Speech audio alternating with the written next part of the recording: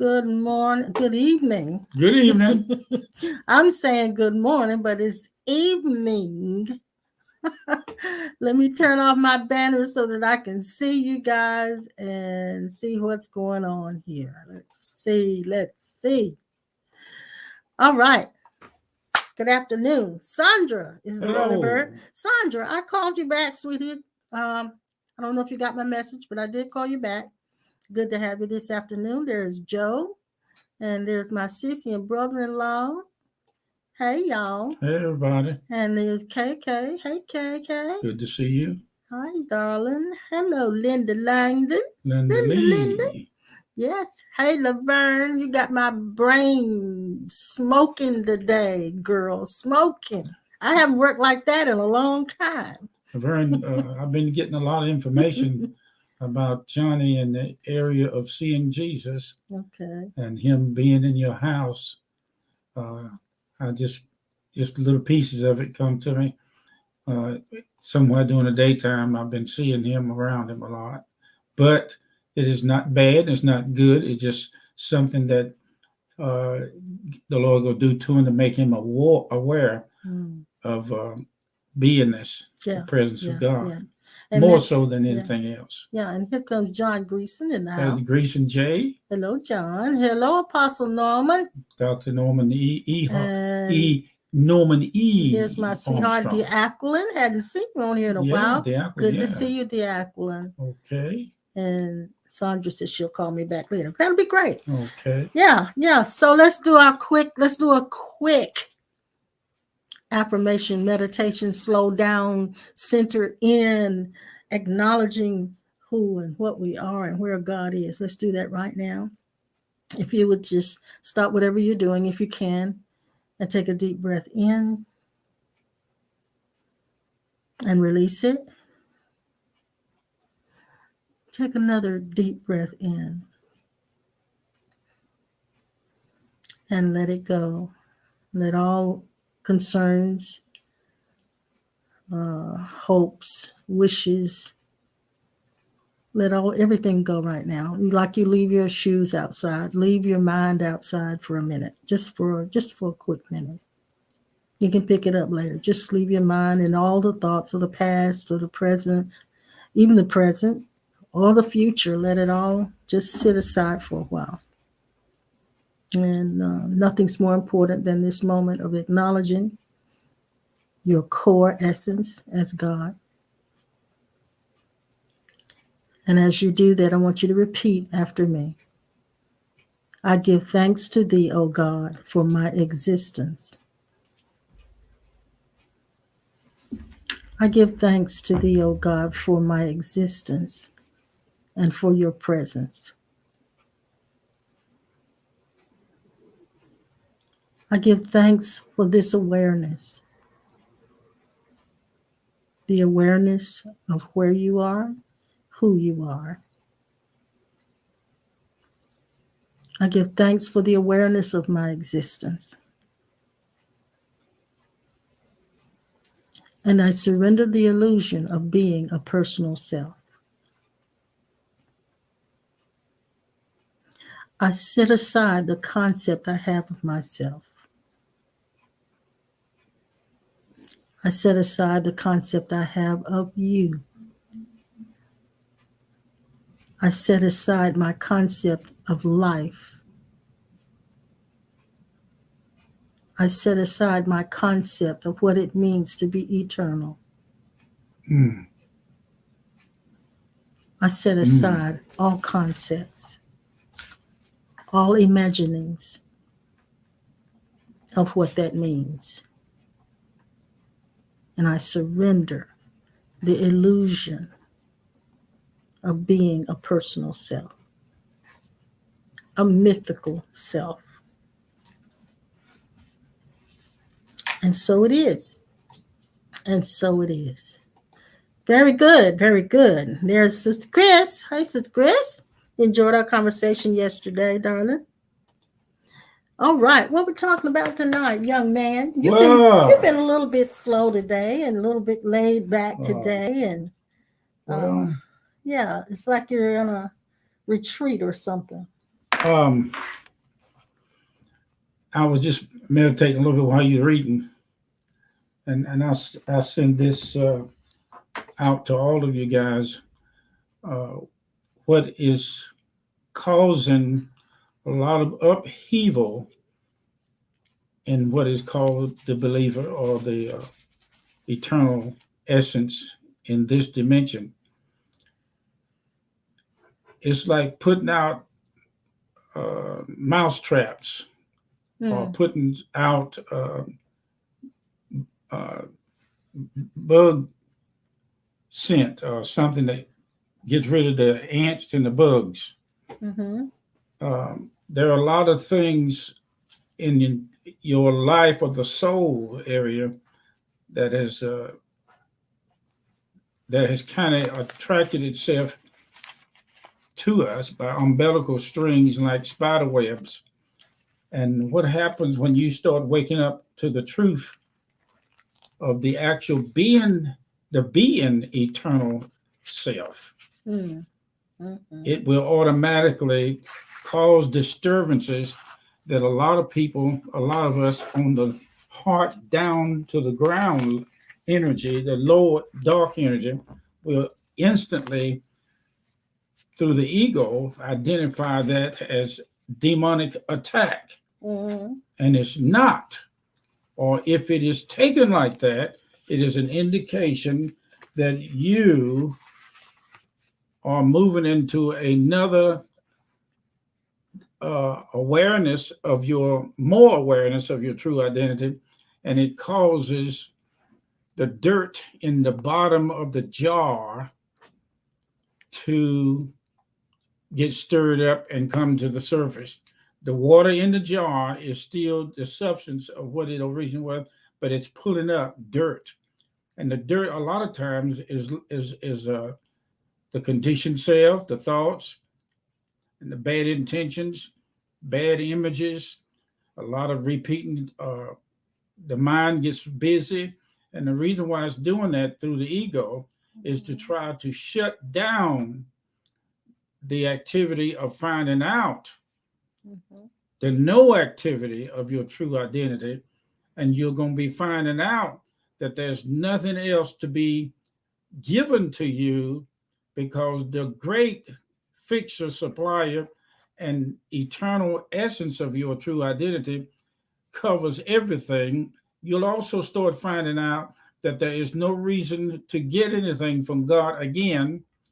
You are waking up, or the you that has never actually been asleep, but the lie has been told that you have been asleep, and you also will come to the end of trying to get God to do things through confessions. Yeah. That will be monitored only by the individual's evolution, not being a rat, a dog, or a cat, but the evolution of the many times. And the day where I was napping, I saw many of us in the clothing department of the spirit body, or the type of body that we were going to use here in this dimensional story. And I looked out. It's crazy, but it's true. I looked out and I saw us looking at tags on suits. And you looked at one suit and you said it was a list of them, thousands of them. And you looked at all in that dimension, you could look at 1,000,000 suits at one time.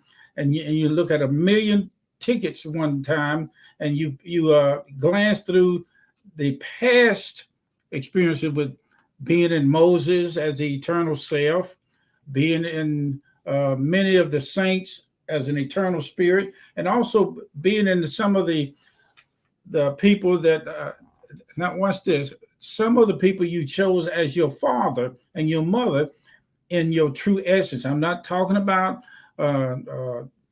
generational curses. I'm not into that. I am into that, but I'm not talking about that.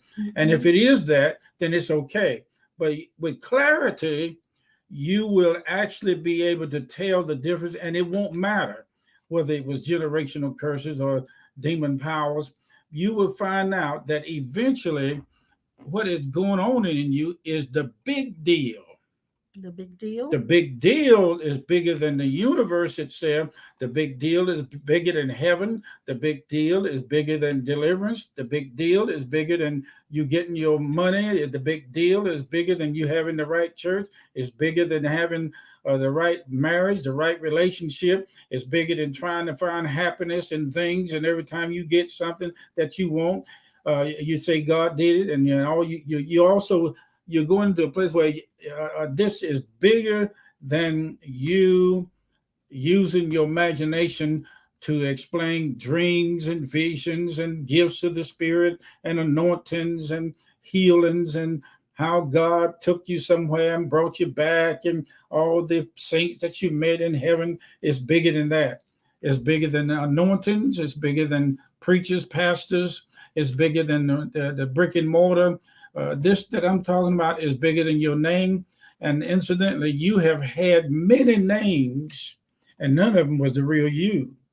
It was just what was given to you based on your contractual agreement to use in a physical suit. Yeah. Or a physical coat, dress, physical shoes. Your contracts is downloaded in your eternal. Let me back up. You are the complete fullness of the download of your eternal self. Now, good evening. That was a lot, but yeah, it was. Yeah, but it was good. It was good. Okay. It was good. Okay. I still got more, but you. No, you go ahead. I mean, if you got something specific. I saw here where Jesus another thing you'll find out as you wake up to as your true self wake up to its original essence, you will be able to observe more of the busyness of the activity of your mind, and you'll be able to look at it and participate in allowing it to grab you and pull you into the expression you or me, or this is me saying it, or you'll say my mind. And you also come to a place where you'll understand and with clarity that the mind of Christ is actually the brain of God inside your head. And then as you move on into this, you'll understand that the mind of Christ is your whole spirit self, and not just a certain area like your head and your finger and your nose, your toes, and your boo-boo and bye-bye and all that kind of stuff. I mean, I get technical and messy with it to some of y'all mind. And another thing you'll find out that some of you are overly sensitive to spirituality, and some of you are not spirituality enough, and you feel like you will not any longer go studying books, the course and the Bible like it is your last breath. Your heart is the real thinker, not your head.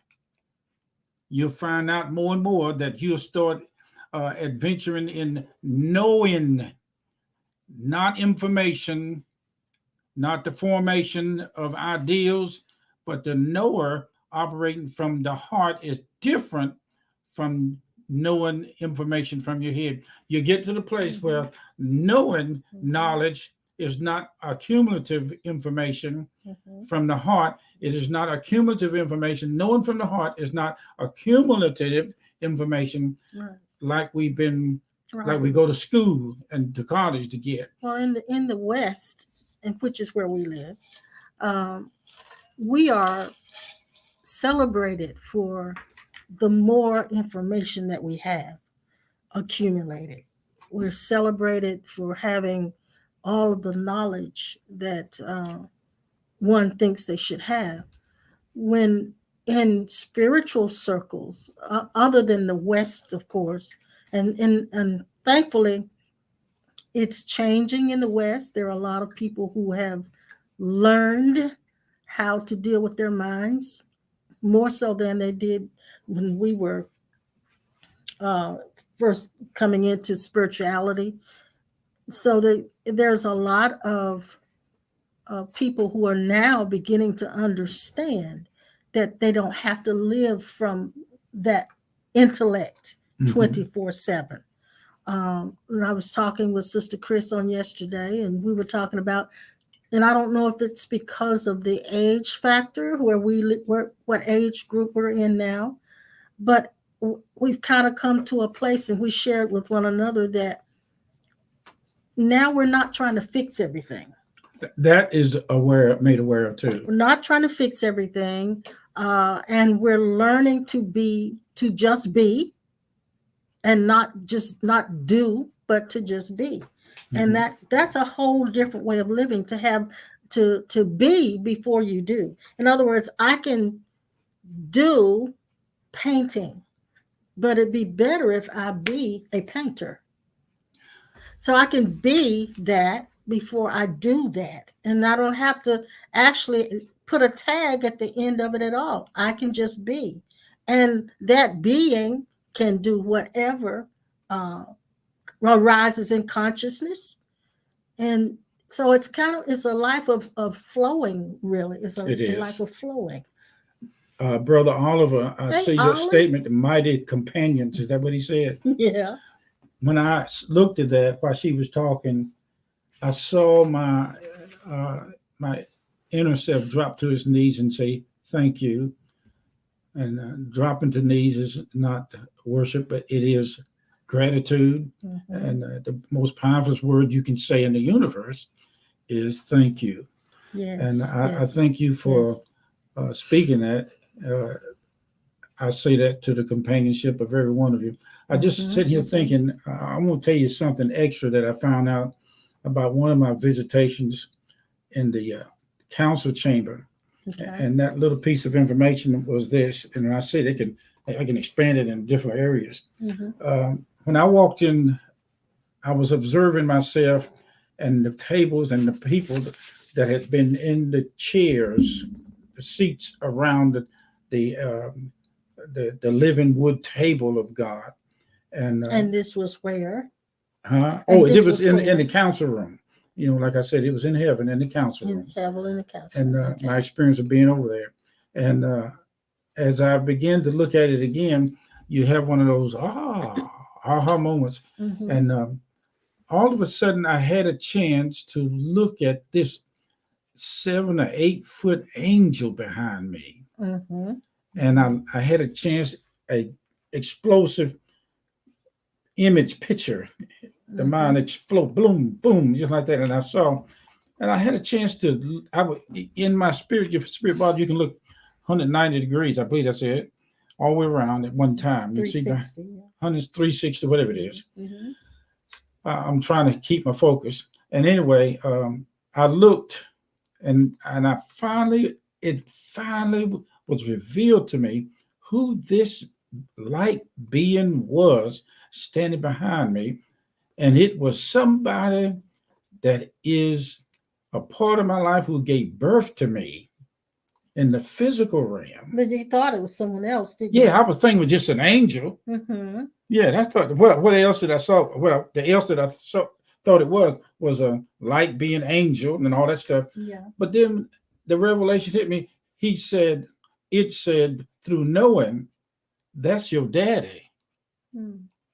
My father's name was Frank Sawyer, but he said, that's your daddy. Then he said to me, as I said here today, he said, we have many fathers. And then he gave me the translation of what Jesus meant when he said, call no man your father. He's saying, call no one your father with your ego. Well, and not only that, one of the reasons he said, call no man your father. And remember, Jesus also said, when they said, behold, your mother, he said, who is my mother? Okay. Who is my brother? So what he was saying is, don't see any human being as your source. That's of right. Your origin. Yeah. It's like I said before, we didn't come from our parents. Yeah. We came through our parents. They were the portal. So the source of our source and our origin is the progenitor of that is God. And so the essence of all of our fathers, I saw millions of fathers, but they were the eternal essence of all of us. Wow, man, Yeah, gracious day. Yeah. Now we got a couple of people on here that we hadn't seen.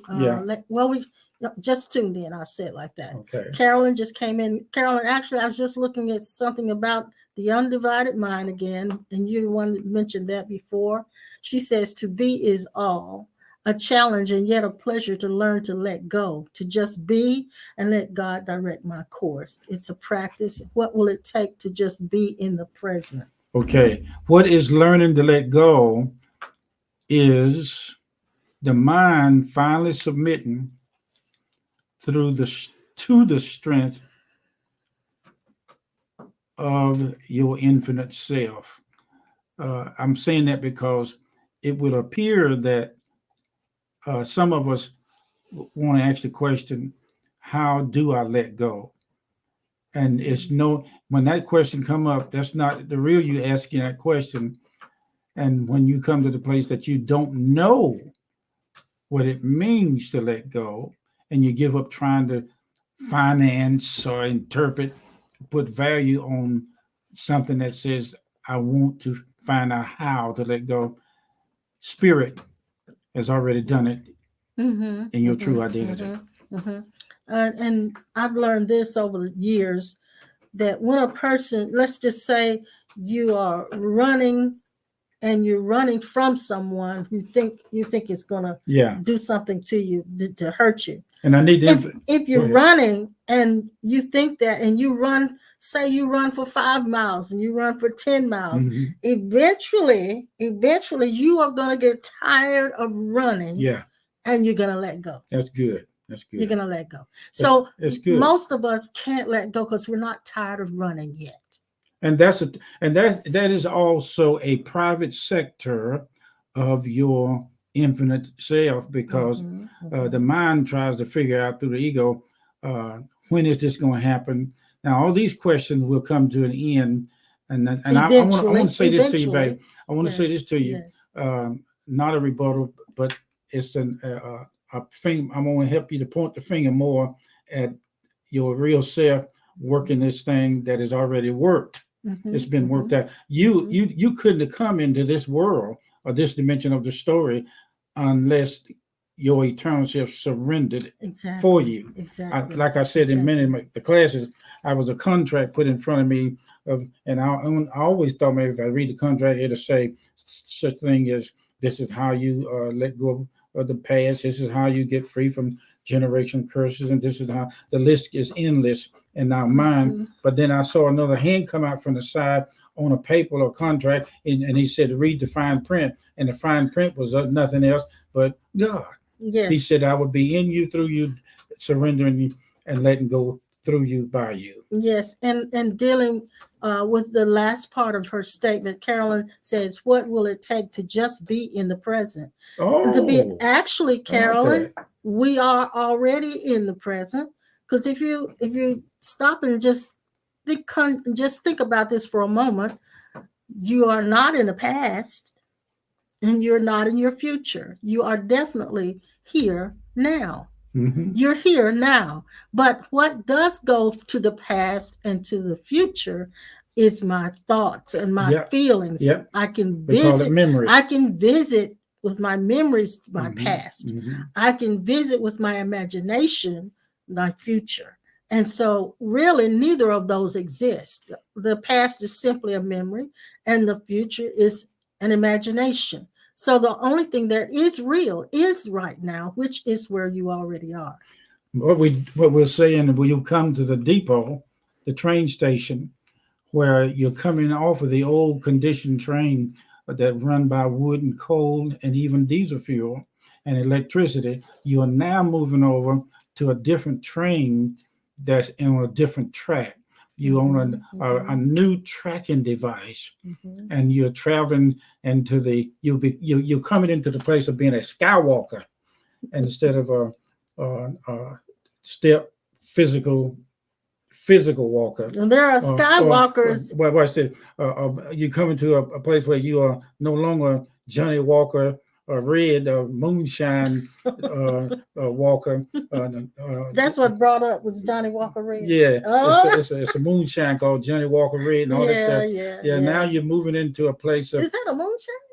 No, it's not well. You got name for whiskey in the liquor store like that. Yeah. I call it moonshine. But anyway, all of it's moonshine to me because it makes you feel like you looking at the moon, howling like a hound in the backyard when you get drunk, you know. But and we are drunk. The mind is a drunk dude, devil, or whatever you want to call it. But it's just a monkey. But this is the thing. It's not really. It's not us that has to practice staying in the present. That's good. What is practiced is your attention being focused, and attention grabbing things are all around us. So it's sometimes that is the practice to bring your mind back, to bring it back, to bring your attention back. Yeah. But really it isn't all that necessary because you never leave the now. That's right. You never really leave the now. But the attention moves to the past and to the future constantly. And if you are aware of that movement, then you are not that is moving. You're aware, your awareness. Now, we say these things over and over again. Let's say it in the most fun way. Okay. You love Krispy Kreme donuts. You do. And I see one popping up now.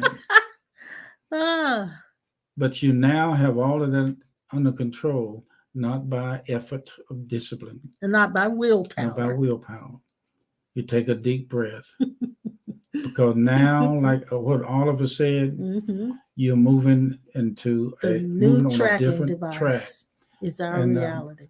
You're not going to sweat as much as you used to, and you're not going to labor by the sweat of your brow, such as reading and studying. Yeah. But your information about what it really means to surrender is to find out that eternal spirit is already there, and you are everything you're seeking to is for you to be and to find. Yep, you are what you're looking for.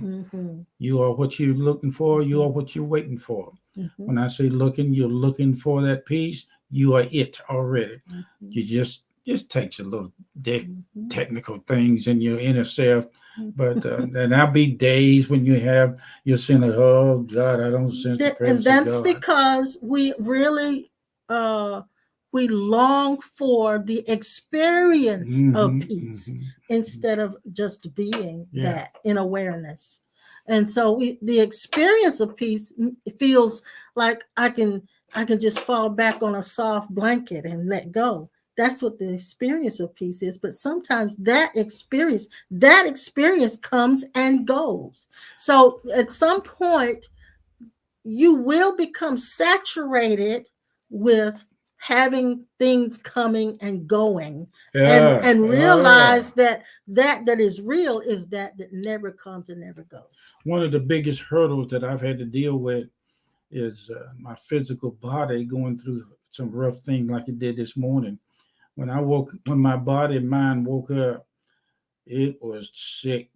I mean, it was a broke neck chicken in the meat house. It hadn't felt well all day. Oh, Lordy. Aren't you glad that's not who you are? Oh, yes. But it'll make you feel, it'll make mind feel like, oh, I'm going home already. I'm tired of this. And especially I'm going to tell you when it really works, when you've been on the other side many times and seen and come back over here and something like that happened, the first thing you want to, and then my wife was coming in, I was sitting in the chair asleep, and I know why she jarred me with calling my name, and I woke up suddenly. It's because when you're sleeping that deep, like you're gone. Yeah. But I did my mama like that, and she didn't even hear me when I called her. But she came back. That is what consciousness is. It's not an awareness of. But it's just being, and that's what you were. You were just being Yeah. there. And it was so good. I needed that, Rick. Yes, you did. My batteries You really got did need that. recharged. You really did need that. Yeah. You are the actual movings of God. Yes. Yes. You are the movers moving and the moving movers. Mm-hmm. You are the mover, by mover, is mover, am mover, mover Lee, mover Joe, mover Name, mover Alexandra, mover Blue, mover Marie, mover Steel. You're still moving, and you're the Alexandra mover, and it's doing it all through your physical, spiritual identity in the now. That's a mover. You're moving. Yeah. East Mountain It's a bound, lot loaded of up and moving. trucking. That's a You lot. moving. That's a lot of moving. Yes, a lot of moving. I use that. I give you a little clue to that. The reason why you hear me saying things over and over, and it's repetitive, is because in the first time I say something, it comes close to speaking the language of the infinite identity. As you move into, that again, awareness of your true self, you'll say things and you'll say, and inside you say, nope, that's not it. Then you try to move it or reshape it, and you see that, and it's not it.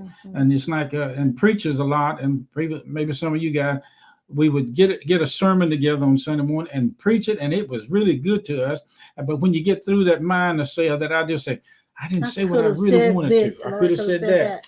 That's because somewhere in there, you did not quite reach the core of. And you say, well, I quoted all, you write down all the scriptures, you write down all your notes, you come up with all your ideas, put it on paper, and then sometimes you never get to it. That's because. But I don't think we're supposed to get to it. No. Baby girl is acting up tonight. She's banging her tail against the blinds and the curtains. Because I haven't been playing with her much today, and she's like, "You're gonna pay me some and attention." And she's giving her a little treat to keep her cool. You're gonna pay me some attention tonight. And yes, she hit that tail on the back, on the windows back, and it gets a pang, pang, boom, boom. I'm gonna blame it on Laverne because she had me working today at the desk. I tell you, she had me working like I was going to 9 to 5. Anyhow, let me see what Oliver says here. He says, I've been looking at what is that which moves? And I've already said it, the attention moves. But what do you think? Come back at me. What is it that moves between that self that is okay and that self that's trying to be okay? What is it that moves? Okay. So I would say there's a wait to see what I want them to kind of come back at us if they can. It's like the old Superman, able to leap from tall buildings with a single bound. More powerful than a locomotive. Yes. If one more. It's a bird. As a bird. It's a plane. It's a plane. It's Superman. It's super us. It's laughing at me because I said I had to work like I was on a 9 to 5. It's super us. You worked me like that today, young lady. It's super us. Yes, I thought that part of me was retired. Yes, it's super us. Yet in disguise as Clark Kent. Mild mannered reporter. That's us. Gordon Reed. No, no, that's the bodybuilder. George Reed was that the first? Was that the first Superman? No. He wasn't. No. Do you realize the first Superman? Do you realize that when my cousin, me and my cousin Melvin were very, very close. He would come down and spend the summer with us from Philadelphia. And do you realize that Melvin came down one summer with a broken arm because he had been watching Superman. Oh, Lord. And he saw Superman jump out of a window and fly, and he decided he was gonna jump out of a window and fly like Superman. My brother went up a tree one time and fell out and broke his right arm. Went up the tree again and fell out and broke the left arm. So he was walking around like this. Oh my goodness! Going up the tree to get pears. That one guy in the neighborhood named Alfonso, he went up the tree in a lady's yard to get pears, and what lady come out and took a shotgun and sprayed his butt with buckshots. And he Okay, and we come went to on back. we Come went on to back. we was at the neighborhood store. We looked at it. I was like, "What is wrong with you?" I just went up a tree and a lady stealing pears, and a lady shot me in the butt with a shotgun. Okay, come back. We gotta come back now. Gotta come back. Oh no. Oh Hey, my and then gosh. it looked like to me that, like the scripture said, the harvest was truly great and plenteous, but the labors were just one lady with a shotgun. So in our coming into these forms, becoming an object, we began to experience things that were impermanent, things that were not permanent. And if you live in this earth like we do, and I know you do, you notice that everything in this earth is constantly changing. There is nothing stable in this earth, and there is nothing stable in your personality. You were one person when you were 5. You don't feel like that person now. And if you do, you got some situations going on, some issues. You don't feel like that person who was 10 or that person who was 15. By the time you got to 13 and 14 and 15, you were going through puberty or whatever, you start to feel like a whole different person. So every stage of life, your person has changed. And so you begin to feel different in that person because it is constantly changing. So there is nothing real about the person. There is nothing real about the person. The person is definitely an illusion because it changes from one thing to the next. You don't even feel like you did yesterday. So you don't even think of yourself the way you did yesterday. So you can't depend on that person concept. That person concept is a myth. Okay. It's a myth. Now, we don't have a lot to say, but we got a lot to say. The sayings now are not homiletical things that come from the book. No, it's coming from our own walk and experience. In our old mind, spirituality, ego self, it says, but you got to have the word to back it up. Let me tell you something better than that. No, you can't find anything better than the word. Because the book said, in the beginning was the word was with God, and the word was God. You missed it. It said the word was God. And the word is God. And when he says word, it's not talking about sentences and letters. No. You're talking about the rhema, the living, tangible word, the real you. Zip you open and look at your pure essence, and you'll be the Bible from Genesis to Revelation, with or without ink and paper. And again, we put the horse in front of the cart. The cart in front of the horse. And the horse, no, put the cart in front of the horse. Put the mule in any way you want to.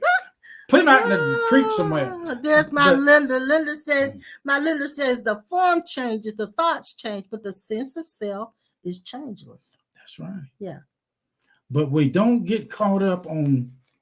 And besides, if you want to get caught up, go ahead and get caught. Get caught. Get caught up. I remember one time and struggle until you just get worn out and realize none of your struggling is going to help, and then it'll happen for you. You know, just a little bit more humor.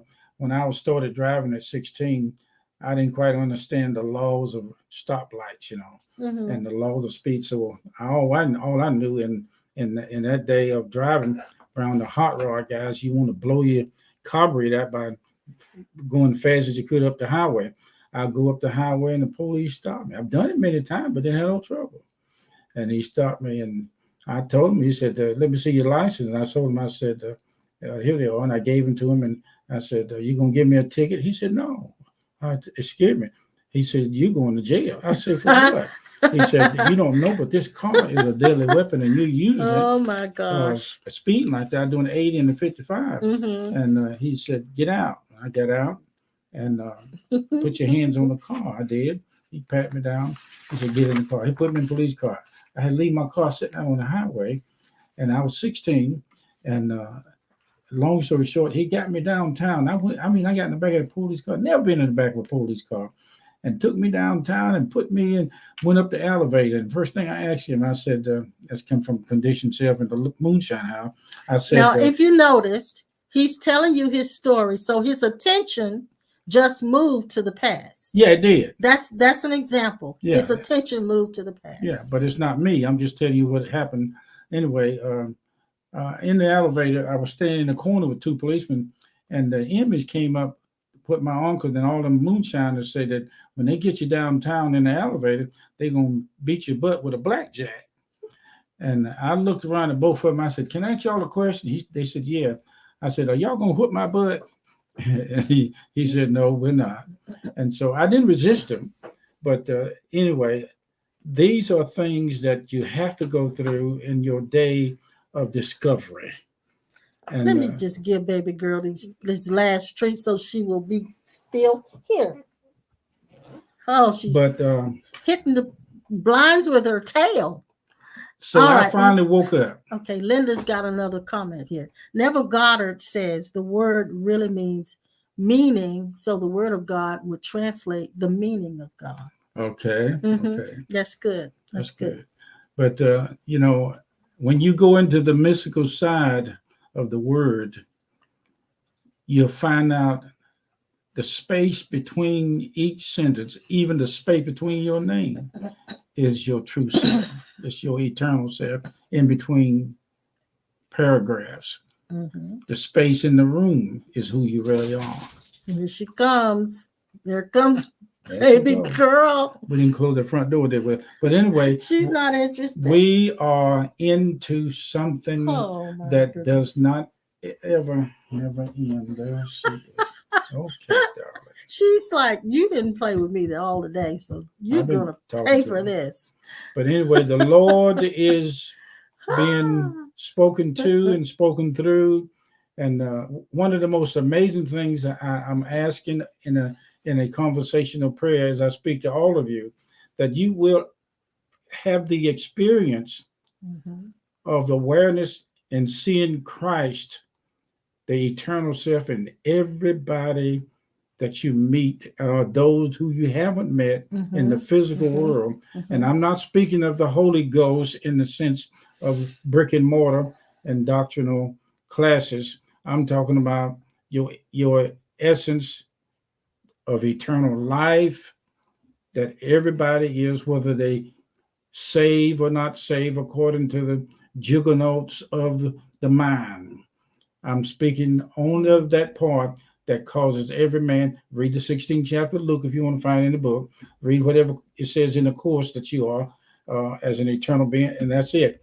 And it will never, ever, what you read will not come anywhere close to your true description. Exactly. So this is what I wrote, one of my other contemplative writings. I'm going to read it to you, and you tell me if it resonates with you. I, as an imagining of God, because whether you know it or not, God is imagining you into existence. I emerged from infinity into awareness of being. As omnipotent energy, I created my body and planted myself within it. As I identified with this form body, I forgot who I am and from whom I came from and where I came from. I became the experiencer of all things impermanent, the perceiver of objects, of time and of space. I became the seeker who is searching for fulfillment and purpose. I became saturated with my experiences, disillusioned by the comings and the goings of all experiences. Now, I long for rest and contentment, true happiness, which can only be found in that which is permanent. I long for a final experience, the death of the sense of a separate self, the death of the concept of a limited person that I believed myself to be. I am left with a longing to be united with the source of all that is. I remain in the present moment, leaving the past in the past, not projecting into the future, which does not yet exist. And as the belief in separation collapses, I find myself one with everything and everyone. I have discovered my omnipresent being. I am only here and aware, simply being. I am loving awareness. I am now being an extension of source energy with the same attributes as the all that is. I move from being something and somebody to being only presence. I am the imagining of God, merging back into infinity from where and from whom I originated. I am home. You are the home. Mm-hmm. You're the walkway, the steps. Mm-hmm. You're the exact manifestation, whether visible or invisible, Mm-hmm. of the eternal God. You are home. And that's not egotistically speaking. Mm-hmm. It is you are there. It's called there-ness. And what makes eternal self become universal is beingness. Yes. Yes. Yes. It's not something you get in an airplane or a rocket or a spaceship and travel from one universe to another. You are existing in every universe, Yes. all at once. Yes. Now that's enough to bake your cake. It is. That will bake your It cake is. and put your apple pie with your chocolate vanilla ice cream. I'm just talking about something that's going through the mind, but it ain't. Don't pay that no attention. Don't go get you a bowl of ice cream. That's You're what you're okay. dreaming of. Yeah, yeah. Oh, yeah. That's what you're dreaming But of. I know. you are the living presence That's of what Carolyn. Carolyn Steele. You are the living presence of Jill Hart. You are the living presence of Linda Langdon. You are the living presence of your mother and father, with or without a position. And Oliver reminds us that in the Course of Miracles, it says that we are the holy home of God. Have another cup of coffee. Mm-hmm, mm-hmm. Have another cup of brisk. Isn't it amazing? I've Nescafe. never read that, Oliver, but there is a me here that knows that. And there is a me there that knows that. So it isn't a book knowledge at all, is it? Nope. It doesn't have to come from a book at all, does it? I'm one. That's right. I had to go through the book thing like y'all did, but I found out. I'm not saying that's not necessary, not needed. It is. But I'm saying a person can come into a full awakening without any book, without any person to teach them. They can come into a full awakening by simply sitting and contemplating that they are. That's something. That's really good. It is. That is really, that's very important, because that means nobody is removed from being able to get it. Everybody can get it. I want you guys to see Jesus. I don't care what form he come in, how he talk, what he sound like. Yeah. And investigating the near-death experiences, everybody thinks that if you go to heaven, you're supposed to see Jesus the way your image should be. You might not. You better let go of that concept. But I'm going to tell you let go of that truth. concept, because that will not be what heaven is like. That will not be what getting on the other side is like. Oh. And you can't even go by what people have said who had near-death experiences. They have a commonality that they experienced love and they didn't experience judgment, but you can't go by their experience completely, because it's subjective. It's subject to change because of the way they perceive things. So even that you can't put in conceptualize. You can't do that. when we went into the womb, or we found out that we were already there, and all it took was a little physical techniques to get us there. We had to downsize. Look at that. Oh my goodness. Oh my God. We had to downsize spirit essence to get inside and use and conjoin ourselves to the essence of our father and mother. Yeah. We visited the womb. We went in for a trial run. Or could it be in universalness? We were already inside of our mother and father, and all it took was just a little slight technique to bring us about. But when you go into this thing, and when I talk to you, I'm seeing these things. Mm-hmm. That's how you talk. He talks from the images that he has. I'm reading and seeing thought formed thinking. I translate them. It's not like it's awesome. All I know, there was a guy working on my Jeep yesterday. He came here. He's a mobile mechanic, and he took the big tires off my Jeep and put new brake shoes on it. Mm-hmm. And he was doing it so easy where you would go to a shop and they take your car back in the back for service, and they go through all things, jacking it up. He had a jack, but his was on the driveway, and he sat there. I just saw something. He sat there, and he took all four wheels off and fixed it. And I asked him when I went out there, what do I owe you? Let me pay you. He said, no, don't worry about it. I said, we'll. So he didn't finish. He got finished next Monday coming. But he was about 7 feet tall. Great big guy. He is a tall guy. But he used to weigh up in the up in the hundreds of pounds, like 400, 500, 600. He was big, him and his wife. And now he's very slender. He's very slender, and they called him little tiny, T90. And he cries easy when you start talking to him about God. He said he got hurt in the church, brick and mortar, and he got hurt, and he hadn't been back to church since. But I had a chance to describe to him what his father was doing on the other side. His father deceased, and I saw his father when he was out there the first time I met him. Mm-hmm. And he talked, and we talked, and he cried on my shoulder. Oh, did he cry? And we both was tearing each other about the glorious insight into the things that we're talking to you about online.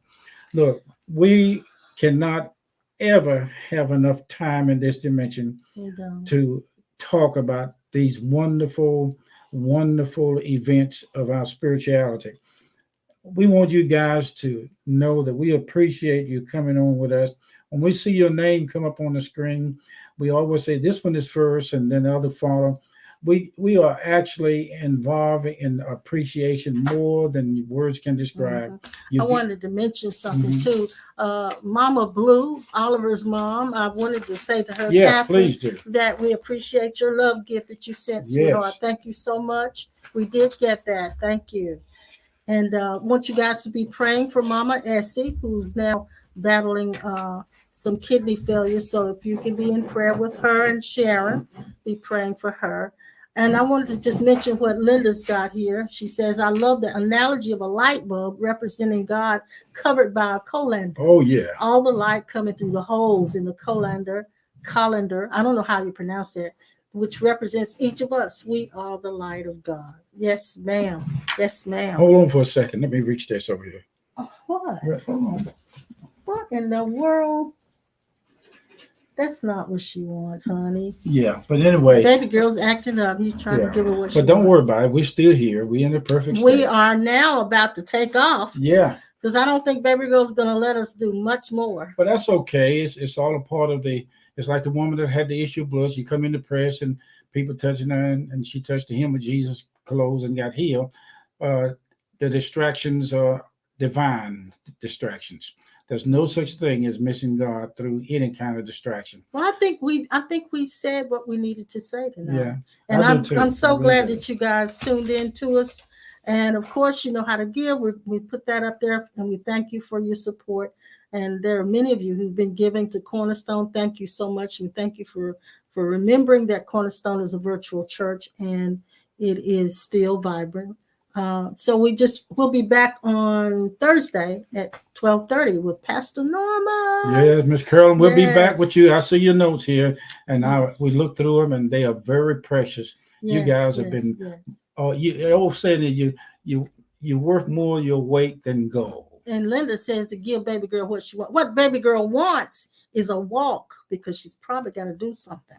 Okay, she's scratching the carpet in here. She hasn't had her evening walk, so that's what she wants, Linda.